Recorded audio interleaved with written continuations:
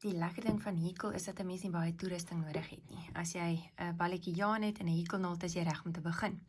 Nou dit maak nie regtig saak met watter jaan jy begin nie. Dis meer belangrik dat jy die regte hekelnaaldgrootte vir die tipe jaan gebruik wat jy gekies het.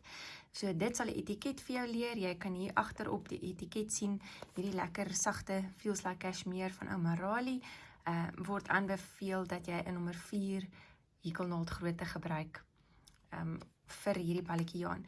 As jy 'n beginner is, sal ek aanbeveel dat jy 1 of 2 groottes groter gaan, met ander woorde 'n 4,5 of 'n 5. Mense is geneig om 'n bietjie styf te hekel aan die begin en dit sal dalk net 'n bietjie help daarmee. Hier's nog 'n voorbeeld, 'n lekker dik jaan, en hier gaan jy sommer sien die hekelnaaldgrootte 6,5 mm wat daarvoor aangedui word. So laat jou lei deur die etiket van die jaan wat jy kies. Wat hekelnaalde betref is daar groot verskeidenheid beskikbaar. Die mees algemene is seker die aluminium.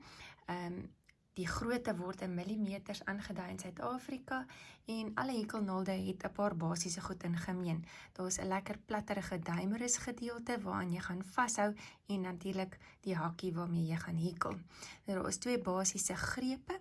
Hierdie word as die potloodgreep beskryf en hierdie word as die mesgreep beskryf. Dit maak regtig nie saak nie. Jy kan die hekelnaald vashou soos wat hy lekker lê in jou hand.